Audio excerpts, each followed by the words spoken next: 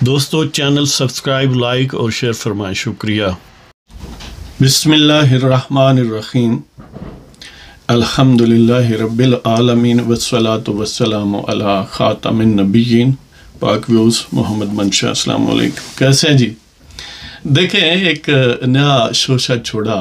لیاقت چٹھا commissioner Rawal Pindi نے۔ اب ایک لے مین جب سطحی طور پر دیکھتا ہے تو اسے محسوس ہوتا ہے یار اتنی بڑا عہدیدار جو ہے وہ اعتراف جرم کر رہا ہے تو ظاہر ہے کانسیکوینسز یعنی اس کے ہیں، تو اس کا مطلب ہے کہ کوئی واقعی اس میں کوئی کہانی ہے۔ یار کہانی اس میں ہے، لیکن کہانی وہ نہیں ہے جو کمشنر صاحب بنانا چاہ رہے ہیں۔ سب سے پہلے تو یہ ہے کہ اس کا ہلکا سا تعارف ہو جائے کہ لیاقت چٹھا پی ٹی آئی کے ایک صاحب ہیں، احمد چٹھا، ان کے کزن ہیں اور وہ پی ٹی آئی کے کینڈیڈیٹ تھے اور وہ الیکٹ بھی ہوئے ہیں۔ اچھا، اسی طرح پی ٹی آئی اپنا یہ جو لیاقت چٹھا ہے اس کی یعنی جو دو بیٹیاں ہیں وہ لندن میں رہتی ہیں اور وہاں پر پی ٹی آئی کی ایکٹیو اسٹالورس ہیں اور ان کے لیے چندہ بھی اکٹھا کرتے ہیں، اور وہ جو لوگ ایون فی ڈپارٹمنٹ کے سامنے جا کر بھونکا کرتے تھے ان بھونکنے والیوں میں وہ بھی اس کے بھی دامے در میں سخن قدم حصہ تھا۔ اور اس کے علاوہ 6 فروری کو ایک جو ہائی پاورڈ سلیکشن بورڈ ہوتا ہے جو سینئر بیوروکریٹس کی ترقی کے لیے یعنی جس کے پاس اتھارٹی ہوتی ہے، تو اس میں یہ گریڈ B سے 21 کا امکان تھا اس کا، تو اس کو ترقی نہیں ملی، لہٰذا اب فروری میں یعنی فروری اب ہے، وہ مارچ کے شروع میں کہیں ریٹائر یعنی ہفتہ 2 ہفتے 3 ہفتے کی بات ہے، وہ اس کی ریٹائرمنٹ ڈیو ہے، لہذا اس میں ترقی نہیں ملی۔ رپورٹڈلی یہ ایک پٹواری گروپ ہے، پٹواری گروپ وہ نہیں ہے جو نون لیگ والوں کو کہتے ہیں، پٹواری گروپ سے مراد یہ ہے کہ جو کمشنر لوگ بنتے ہیں وہ 2-3 ٹائپ کے ہو سکتے ہیں یا ان کی انٹری جو ہے سروس میں۔ ایک تو ظاہر ہے سی ایس ایس کہہ لیں، ڈی ایم جی گروپ کہہ لیں، آج کل ایڈمنسٹریٹو گروپ ہے، اس سے آتے ہیں جو ظاہر ہے یہ کمپیٹیٹیو ایگزام ہے فیڈرل لیول پر، فیڈرل پبلک سروس کمیشن کی سربراہی میں ہوتا ہے، تو الٹیمیٹلی جو ایڈمنسٹریٹو سروس میں لوگ انڈکٹ ہوتے ہیں، ماضی میں جس کو D M G district management group بھی کہا جاتا تھا، اس طرح کے نامنکلیچر بدلتی رہی ہے۔ ایک تو وہ ہوتے ہیں اور ان کا بڑا ریئر چانس ہے کہ وہ 20ویں گریڈ میں ریٹائر ہوں، وہ ایٹ لیسٹ 21 میں یا 22 میں موسٹلی پہنچ ہی جاتے ہیں۔ تو ایک ہوتا ہے جو پروونشل سول سروسز کا جو کمپیٹیٹیو ایگزام ہے، جو صوبائی سروسز کمیشن جو ہیں وہ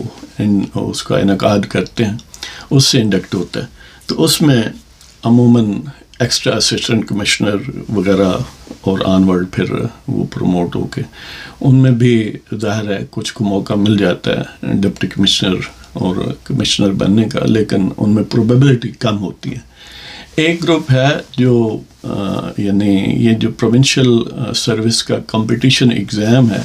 اب اس کی نوعیت تھوڑی بدل گئی ہے، جب یہ حضرت بھرتی ہوئے ہوں گے وہ تحصیلدار اور نائب تحصیلدار کی انٹری بھی ہوتی تھی۔ نائب تحصیلدار تو کم و بیش ایسا دور رہا ہے کہ بالکل پیورلی پولیٹیکل بیسس پر اور یعنی سفارش کی بنیاد پر ہوتے تھے، اور جو تحصیلدار تھے ان کے لیے ایسا دور بھی رہا ہے کہ سمپلی تحصیلدار کا کمپٹیشن کا ایگزام یا اس طرح 2-3 اور علیحدہ علیحدہ ایگزام ہوتے تھے، تو اس حوالے سے رپورٹڈلی یہ شخص اس تحصیلدار سروس سے ہے، لہذا اس کو تنزیہ طور پر جو بیوروکریٹس ہیں وہ پٹواری گروپ کہتے ہیں، تو یہ پٹواری گروپ ہے۔ اب اس حوالے سے آپ دیکھیں تو بہرحال بندہ کاریگر ہے کہ پٹواری گروپ سے ہو کے صرف 20ویں گریڈ میں یعنی وہ کمشنر تک پہنچا ہے اور بڑی کویٹڈ پوسٹ گزاری ہیں، اور ان کویٹڈ پوسٹ کے نتیجے میں ہی اس نے بہت سارے ثمرات اکٹھے کیے، مثلاً کروڑ روپیہ خرچ کیے گئے ریسنٹلی، کوئی ہفتہ 2 ہفتے 8 فروری سے پہلے ان کے ہاں شادی تھی تو اس میں الجلیل بلڈرز جو کہ گویا ملک ریاض ٹھیکیدار کے بھی آشیہ برداروں میں یا ان کے یعنی سرکل میں شامل ہیں، تو ان کی انویسٹمنٹ تھی، لہذا اس کی اسی طرح کئی بلڈرز سوسائٹیاں جو ہیں ڈیولپرز ان کے ساتھ بھی یعنی معاملات ہیں, پارٹنرشپ ہے کسی اور فرنٹ مین کے ذریعے, رشتہ دار کے ذریعے وغیرہ وغیرہ. تو اس والے سے اور پھر میاں اسلم اقبال جو وہ یعنی اس کے ساتھ بھی میٹنگ شیٹنگ ہوئی اس پریس کانفرنس سے پہلے, جو پی ٹی آئی کے گویا مفرور رہنما ہے اور وہ بھی ظاہر ٹھیکیدار ٹائپ ہے. تو مطلب یہ ہے کہ ان کی بزنس, فنانشل اور گھریلو تعلقات نہ صرف کہ پی ٹی آئی کے اسٹالورٹس کے ساتھ بہت قربت کے ہیں بلکہ ملک راز کے ساتھ بھی اس سے کہیں زیادہ ہیں. تو یہ ٹینٹیکلز تھے جو یہ اس کے پاس گدڑ سنگھ ہی تھی جس نے اس کو پٹواری سروس سے ہونے کے باوجود کمشنر بنا دیا. حالانکہ بڑا ریئر چانس ہوتا ہے, شاید یہ ایکسیپشنل ہو, کوئی 1-2 ہی ہوں گے جو یعنی اس سیڑھی سے ہوتے ہوئے اس منزل پر پہنچے ہیں. لیکن بہرحال اس کا مطلب ہے کہ اس کا کمال ہے. اب ظاہر ہے چند دن ریٹائرمنٹ سے پہلے اگر ان سارے مفادات کو سامنے رکھیں تو پینشن کتنی ہے ایک بیوروکریٹ کی, یعنی اس والے سے اگر دیکھیں تو اس کی ہارڈ کرنسی میں ویلیو کچھ بھی نہیں بنتی. تو اس والے سے پھر 20ویں گریڈ 22 میں وہ تھا بھی نہیں. تو ملک ریاض اگر صرف ایک کیس میں جس میں پاکستان کا وزیر اعظم نیازی اور اس کی بیگم جن کے پاس تمغہ پارسائی بھی ہے اور جن کے پاس وہ گلابی تصوف کی داستان ہے, وہ بک سکتے ہیں. یعنی 67 ارب صرف ایک کیس ہے, ملٹیپل کیسز ہیں, بے شمار کیسز ہیں, لیکن جسٹ فار ایگزامپل کہ جو 190 pounds 190 British pound 190 million British pound کا کیس تھا, وہ الٹیمیٹ اس وقت تقریباً پاکستانی کرنسی میں 67 ارب بنتا تھا. تو اس میں کم و بیش جو بظاہر مفادات نیازی اور اس کی پیرنی کم زوجہ نے حاصل کی, اب پتہ نہیں اسے زوجہ کہنا مناسب ہے کہ نہیں, تو وہ 7 ارب کے قریب تھا. تو یعنی جو پرائم منسٹر بک سکتا ہے 7 ارب میں اس کیس میں, صرف اگر باقی چیزوں کو چھوڑ ہی دیں, اس 67 میں سے 7 نکالیں 60 ارب ہے باقی, اس میں 10-15 ارب اگر کمشنر صاحب پر لگا دیے جائیں صرف اس ایکٹ کے لیے, یہ جو ڈرامے کا ایکٹ ہے اس کو ریکارڈ کرنے کے لیے, تو کچھ ناممکن نہیں ہے اور یہ سودا گھاٹے کا بھی نہیں ہے. تو کمشنر صاحب کیونکہ تحصیلدار یا پٹواری سروس سے ہیں, تو وہ جس طرح کہتے ہیں نا کہ شیخاں دا منڈا پاگل بھی ہو جائے تو اپنے گھر ہی چیزاں سٹتا, گھروں باہر نہیں سٹتا. لہٰذا انہوں نے بھی اپنے گھر ہی پھینکا ہے, اپنا کوئی نقصان نہیں کیا. جب ویسے ہی اب گھر جانے والے تھے تو انہوں نے کہا ذرا اس انداز میں جائیں. اس طرح کا ایک کریکٹر 2013 کے الیکشن میں بھی نمودار ہوا تھا امیڈیٹلی آفٹر دیٹ, اور وہ بھی ترقی کا معاملہ تھا. اس کا نام تھا افضل اور وہ سیکریٹری الیکشن کمیشن تھا. نے اس وقت کے جو الیکشن کمیشن کے ممبران تھے ان پر الزامات لگائے تھے, اور پھر جب ان پر یعنی ان کی گرفت ہوئی تو پھر وہ آخر نا پیار پکڑ لے تو گوڈے پکڑ لے, یعنی بیوی بچوں کے ساتھ رونے لگا. اور پھر جب اس کی یعنی معافی تلافی ہو گئی, حالانکہ ایسے لوگوں کو معافی نہیں دینی چاہیے, یہ بڑے گھٹیا کردار کے لوگ ہیں. تو پھر یعنی اگلے ہی کچھ عرصے میں جب دھرنا پروگرام شروع ہوا تو دھرنا پروگرام میں اپنی بہو بیٹیوں کے ساتھ ماشاءاللہ وہ نظارے کروا رہے تھے. تو ایسے یعنی کردار جو ہیں خاص طور پر یعنی بیوروکریسی میں ظاہر ہے بہت سارے اچھے لوگ بھی ہیں, لیکن بہرحال ایک بہت بڑی تعداد ایسے گھٹیا کرداروں کی ہوتی ہے. تو یہ ہے جی ان کا ایک مختصر سا تعارف. اب یہ موٹیوز یعنی ایک تو اس میں وہ موٹیوز آ گئے کہ انہوں نے یہ حرکت کیوں کی ہے. اب بعض لوگ یہ سمجھتے ہیں کہ یعنی میرا گمان یہی ہے کہ وہ ٹھیکیدار پلس یوتھیا پروگرام کی مشترکہ پروڈکشن ہے, اور اس نے نہ صرف یہ کہ پہلے جس طرح میں عرض کرتا ہوں کہ ایسے بہت سارے لوگ سروسز میں موجود ہیں اور پاکستان کے اسٹیٹ سٹرکچر میں جن کو یا تو بائی ڈیزائن انڈکٹ کیا گیا وہ یوتھیا بنا کے, یوتھیا ہونے کی بیس پر, یا جو پہلے سے موجود تھے ان کو ایک طویل برین واشنگ اور پلس ٹیمپٹیشن اور پلس پریشر سے گزارا گیا کہ وہ یوتھیا ہو گئے، انہیں اسی ٹائپ کے، اسی علق کے، اسی قبیل کے لوگوں میں سے ایک شخص یہ یعنی وہ سبوٹاج کرنے، یہ گویا ڈائنامیٹس ہیں، سلیپنگ سیل ہیں پاکستان کے سٹرکچر میں، کہ جب بھی ملک ریاض چاہے گا، جب بھی یوتھیاپا کے سٹالورٹس چاہیں گے تو وہ اس میزائل کو داغ دیں گے. تو اس والے سے ایک تو اس کے مالی مفادات محفوظ بلکہ مینی فولڈ ہو گئے، دوسرا لائم لائٹ مل گئی. ریٹائرمنٹ تو ویسے ہی تھی، ریٹائرمنٹ سے بالفرض اگر پہلے تو جو ہمارے اسٹیٹ سٹرکچر جا رہا ہے، جس نیچ پر جس سپیڈ سے جا رہا ہے، اس کا کچھ نہیں بگڑے گا. الٹیمیٹلی وہ ادھر ادھر ہو کے کہیں نہ کہیں معافی مانگ کے رو آ کے پھر بیٹھ جائے گا اور پھر مراحت بھی لیتا رہے گا، جس طرح ہمارے بہت سارے اور لوگ لے رہے ہیں. ہاں، اس نے چیف جسٹس آف پاکستان پر بھی الزامات لگائے کہ حالانکہ وہ یعنی چیف جسٹس کا الیکشن کے جو پریکٹیکل انعقاد ہے اس سے کوئی تعلق نہیں ہے. ایون ریٹرننگ افسر بھی جوڈیشری سے نہیں لیے گئے، اور شاید اس کی ایک وجہ یہ بھی تھی کہ انہوں نے نہیں دیے کہ کل انہوں نے، کیونکہ یوتھیاپا نے اور اس طرح کے بہت ویسٹڈ انٹرسٹ جو ہیں انہوں نے الزامات لگانے، تو بہتر ہے کہ ہم نہ دیں. لہذا چیف جسٹس نے کہا ہے کہ ان کو جب یہ بتایا گیا کہ یہ الزامات ہیں تو انہوں نے یہ یعنی قاضی فائز نے یہ فرمایا کہ اگر کوئی ان کے پاس ایویڈنس ہے تو وہ پیش کر دیں. محض الزامات تو کوئی بھی لگا سکتا ہے. ہاں جی، اب کہیں بھی کوئی بیٹھ کر کہہ سکتا ہے جی میں الیکشن مینیپولیٹ کیتا ہے. یہ ایک ایسا شخص ہے کہ ایکسٹرنل ٹو الیکشن پروسیڈنگس ہے. اب اس کا الیکشن سے کوئی تعلق نہیں ہے. الیکشن جو کمشنر ہے کسی بھی ڈویژن کا، سول ڈویژن کے جو کمشنر ہیں، اس کا الیکشن کے انعقاد میں کوئی کردار نہیں ہے، سوائے کہ جو الیکشن سے پہلے تربیت ہوتی ہے ہر عملے کی، اس میں کوآرڈینیٹر کے طور پر وہ کام کرتا ہے. اس کے علاوہ نہ وہ ریٹرننگ افسر ہے، نہ وہ ڈپٹی ریٹرننگ افسر ہے، نہ وہ اسسٹنٹ ریٹرننگ افسر ہے، وہ کچھ بھی نہیں ہے اس معاملے میں. تو ایسا شخص کہ جس کا کوئی تعلق نہیں ہے، وہ یعنی اپنے آپ کو بیچ کے ایک اس ڈرامے کے ایکٹ میں ایک بطور سٹار پیش کیا جا رہا ہے. تو ظاہر ہے جس طرح ایک کوآرڈینیٹڈ فراڈ کی اور جھوٹ کی کیمپین تھی 8 فروری کو، اور اس کی بڑی پہلے پلاننگ کی گئی تھی. اور میرا گلہ ہمارے موجودہ اسٹیٹ سٹرکچر سے ہے کہ وہ کیا چیز ہے کہ یا تو اس کا مطلب ہے کہ کمپلسٹی ہے، اس میں ان کی بھی آشیرواد کسی سیکشن کے ساتھ شامل ہے، جس طرح کہ بعض لوگ کہہ رہے ہیں کہ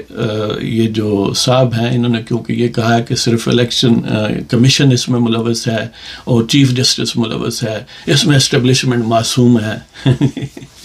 بعض لوگوں کا یہ خیال ہے کہ ان کا یہ لانچ جو ہے ریاض ٹھیکیدار میڈیا پلس یوتھیا میڈیا یا یوتھیاپا نے یہ نہیں کیا بلکہ اسٹیبلشمنٹ نے کیا ہے، تاکہ وہ اپنے آپ کو ایکسٹریکیٹ کر سکیں کہ جو کچھ کارنامہ انہوں نے انجام دیا ہے. اور ظاہر ہے کارنامہ تو بنیادی طور پر P T I supported candidate, خود پی ٹی آئی کہتی ہے کہ ان کے ہی کینڈیڈیٹ 180 جو ہیں وہ منتخب ہوئے. جی، تو یہ گویا ان کی طرف سے اس کو کوآرڈینیٹ کیا گیا ہے یا اس کو ایک یعنی انیکٹ کیا گیا ہے تاکہ وہ اپنے آپ کو ایکسٹریکیٹ کر سکیں. یہ ایک فار فیچڈ آئیڈیا ہے، اس طرح کو وہ ایکسٹریکیٹ نہیں کر سکتے اگر انہوں نے یہ کیا ہے. اور یہ بات کہ وہ معصوم ہے، بہرحال معصوم نہیں ہے. انہوں نے الٹیمیٹ انالیسز میں جو پاکستان کی دگرگوں صورتحال ہے اس وقت، وہ بہرحال یہ انہی کا کمال ہے، یہ انہی کی شیطانیاں ہیں، کیونکہ وہ جو اصل انیشیٹر ہیں، جو آخر ہیں نا کہ جلے نہ مارو جلے دی ماں نہ مارو، جلے دی ماں تے باجوہ تے فیاض حمید نے، یا نہ تو پہلے راحیل شریف ہے. یعنی اب وہ تو مقدس ٹھہرے ہیں، ظاہر ہے اب جو اصل جڑ ہے برائی کی وہ مقدس ہیں، تو باقی سمپٹمز جو ظاہر ہے پھر لوگ اعتراض تو کریں گے. لہذا میں یہ نہیں سمجھتا کہ یہ ان کا لانچ کردہ میزائل ہے، لیکن کوئی یہ کہہ سکتا ہے کہ پھر اس نے یہ کیوں کہا ہے کہ اسٹیبلشمنٹ جو ہے وہ معصوم ہے. اس لیے کہا ہے کہ وہ سمجھتے ہیں کہ اسٹیبلشمنٹ کا پھر ریتھ برداشت کرنا جو ہے وہ مشکل ہے. وہ جو بینیفٹس انہوں نے حاصل کیے ہیں وہ شاید ڈسپروپورشنیٹ ہیں، جو کانسیکوینسز ہو سکتے ہیں. براہ راست آپ اس طرح الزام لگائیں کہ یہ عاصم منیر نے کیا ہے بالفرض یا فلاں نے کیا ہے، اسٹیبلشمنٹ کے نام لیں. لہذا اس نے آسانی سمجھی ہے کہ ٹارگٹ سویلین لوگوں کو کریں، الیکشن کمشنر، دیکھیں جی الیکشن کمشنر استعفیٰ دے دے، ان کے ذہن پر بوجھ تھا یعنی کمشنر کے ذہن پر بوجھ تھا. اللہ چیف جسٹس نے یہ کیا اس لیے کہ اس کے جو ہینڈلرز ہیں جنہوں نے ان کو اس اداکاری میں کاسٹ کیا ہے، ان کا بھی مفاد نہیں ہے کہ براہ راست جو ہے وہ اسٹیبلشمنٹ کا یعنی باوردی اسٹیبلشمنٹ کا نام لیں، اس لیے کہ وہ سمجھتے ہیں کہ پھر یعنی اس کے کنسیکوینسز کہیں زیادہ بھیانک ہو سکتے ہیں. لہذا انہوں نے کیونکہ ایک انسرٹنٹی بپا کرنی ہے تو انہوں نے سول سٹرکچر کو نشانہ بنایا، خاص طور پر چیف الیکشن کمشنر کو اور چیف جسٹس آف پاکستان کو. اس والے سے یعنی ان کی یہ بات اس تناظر میں دیکھی جائے کہ اسٹیبلشمنٹ جو ہے وہ تو پاک صاف ہے، تاکہ انہیں تو کہیں کہ جناب اسی تو تہاڈے نوکر، تہاڈے خادم، تہاڈے قدماں چ بان آڑے ہیں جی، تہاڈے جتیاں چ بان آڑے. تو اس والے سے اس نے کیا. اب دیکھتے ہیں کہ وہ جو الزامات وہ لگاتا ہے اس کا کنٹینٹس کیا ہے.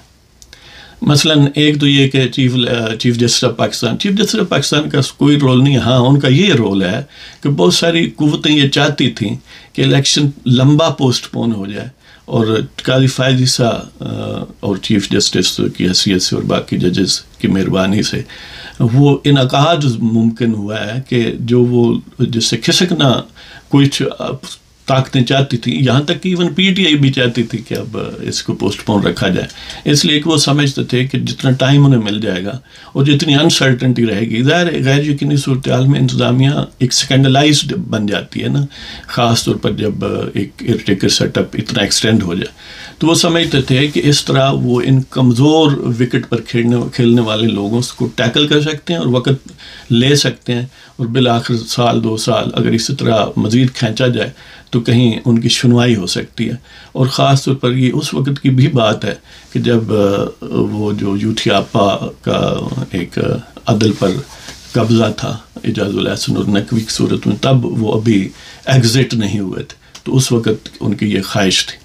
بہرحال یہ ہے کہ چیف جسٹس کا یہی رول ہے کہ آئینی ضرورت کے تحت اور ملک کے بہترین مفاد میں انہوں نے یہ فورس کیا کہ الیکشن کو آگے نہ بڑھایا جائے بلکہ اس کا انعقاد ہوا جائے، لہذا ان سازشوں کو ناکام کیا. لہذا یہ تو ایک مثبت رول ہے اور آئینی اور پرفیکٹلی پرو پاکستان رول ہے.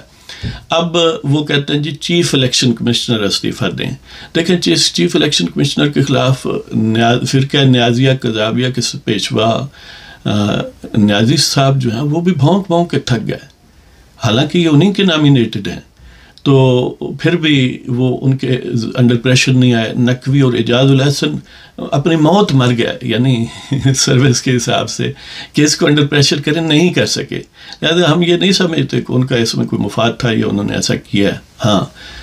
بعض جگہوں پر جیسے خیبر پختونخوا میں اسی ٹائپ کے لوگ، لیاقت چٹھا ٹائپ کے لوگ جو مختلف لیولز پر ٹیئرز پر ہیں، انہوں نے یہ کھلواڑ کھیلا ہے اور وہ پی ٹی آئی کے حق میں کھیلا ہے، پی ٹی آئی کو یعنی جتوایا ہے. اب ان کا ایک جو سب سے زیادہ ڈائریکٹ الزام ہے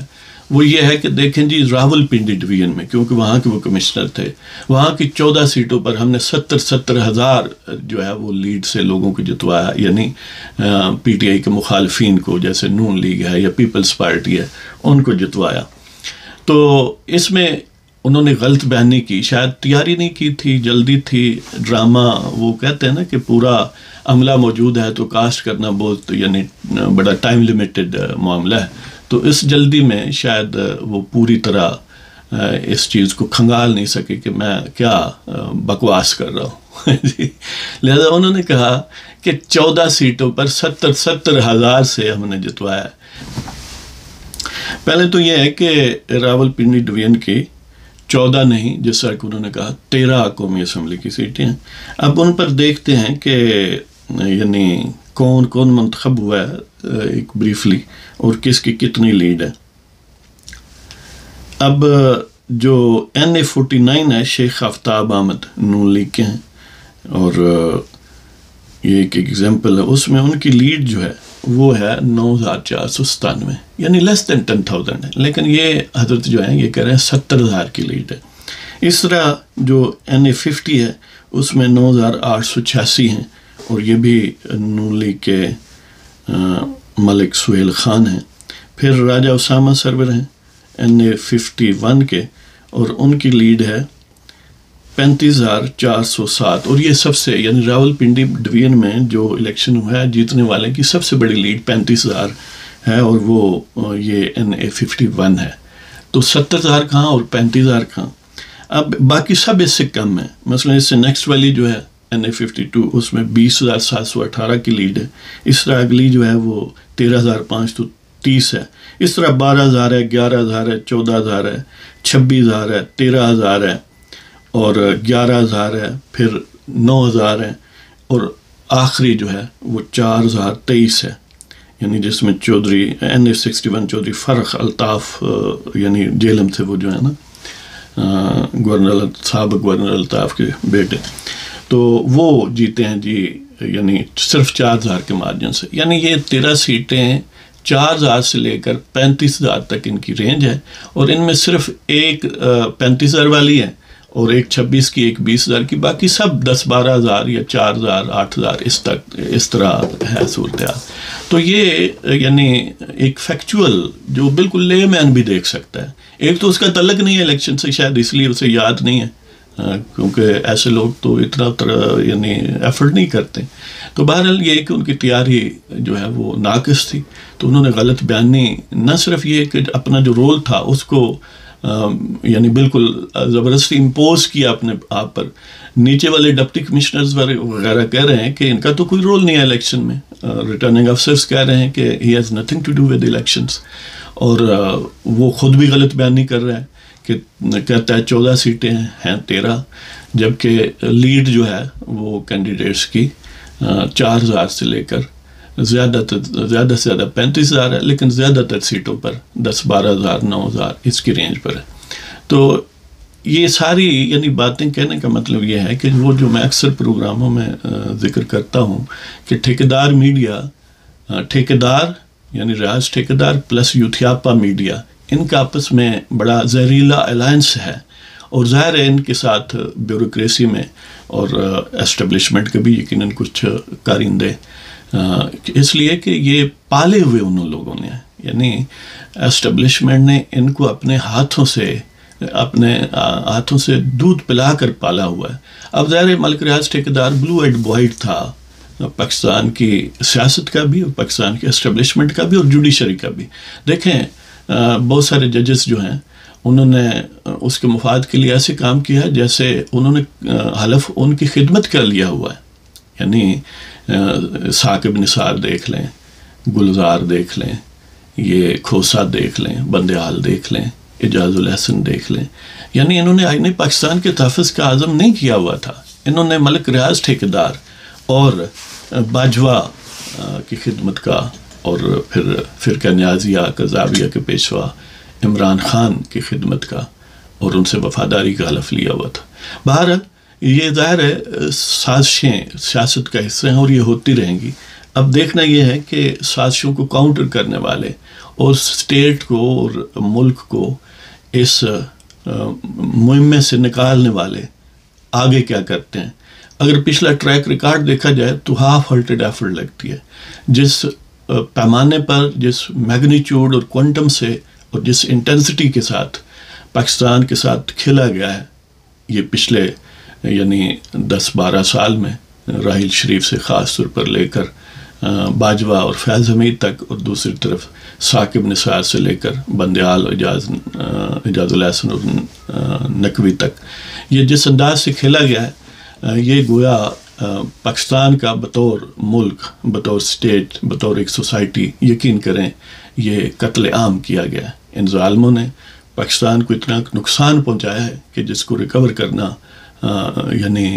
مستقبل قریب میں بڑا مشکل نظر آتا ہے, اور ہر معاملہ اتنا پیچیدہ بنا دیا ہے اس لیے کہ جو انہوں نے لوگ انسٹال کیے ہیں, جو یعنی اپنے مورے بڑھائے ہیں, ان کا اصول ایک ہی میتھڈالوجی ہے کہ غیر یقینی صورتحال پیدا کی جائے, فتنہ فساد برپا کیا جائے, اسٹیٹ اسٹرکچر کو کمزور کیا جائے. اب ملک ریاض ایسا کیوں کر رہا ہے؟ اس لیے کہ وہ اشتہاری ہے. فرقہ نیازیہ قذابیہ کے پیشوا اور ان کی جو پیشوائی ہے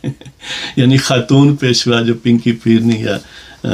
گلابی تصوف کی سجادہ نشین ہے, ان کے ساتھ وہ بھی اشتہاری ہے. لہذا یعنی ان کو تو بعض کیسز میں کنوکشن ہوگی نا، لیکن ازنی کیسز میں جیسے وہ 190 UK پاؤنڈز والا ہے یا القادر ٹرسٹ جو بھی اس کو نام دیں، اس میں ملک ریاض جو ہے وہ اور اس اپنے بیٹے سمیت گویا فارغ ہے، بھاگا ہوا ہے. تو وہ یہ چاہتا ہے کہ اسٹیٹ سٹرکچر کو یا تو بلیک میل کیا جائے یا اتنا غیر یقینی حالات میں رکھا جائے کہ وہ اس کا کچھ نہ بگاڑ سکے. ظاہر ہے جب حکومت متنازع رہے گی، آئیں بائیں شاید دیکھتی رہے گی، وہ سارے ادارے جو ہیں محض اپنی کلیریفیکیشن ہی کرتے رہیں گے، تو پھر وہ اس کو تو وہ جیسے کہتے ہیں نا فشنگ ان دا ٹربلڈ واٹر، تو وہ گویا فشنگ کرتا رہے گا. لیکن انشاءاللہ اللہ تعالیٰ مہربانی فرمائے گا، ان سارے یوتھیاپا کے ٹھیکیداروں اور وہ جو مسکرینٹس ہیں یا دہشت گرد ہیں جو پاکستان کو گھٹنوں پر مجبور کرنا چاہتے ہیں، اور جو ان کے فیسیلیٹیٹرز ہیں وہ سول بیوروکریسی میں ہوں یا کسی اور بیوروکریسی میں ہوں یا وہ عدل میں ہوں، انشاءاللہ اپنے انجام تک پہنچیں گے. اس لیے دل چھوٹا نہ کریں. ہاں جی، تو اللہ تعالیٰ آپ سب کو خوش و خرم رکھے اور پاکستان سلامت رہے اور ہمیشہ پھلتا پھولتا رہے، اور دشمنان پاکستان کسی بھی صورت میں ہوں، اندرون ملک ہوں، بیرون ملک ہوں، ٹھیکیدار ہوں، یوتھیاپا ہوں، کچھ بھی ہوں، یا میڈیا کے نام نہاد مونیٹائزڈ قسم کے جرنلسٹ ہوں جن کی سول زندگی یہ ہو کہ چلو ٹھیکیدار کی خدمت خوشامد کر کے اپنی دنیا سنوار لیں، تو بہرحال انشاءاللہ وہ نامراد رہیں گے. تو اس کے ساتھ ہی اجازت چاہتا ہوں. خدا حافظ.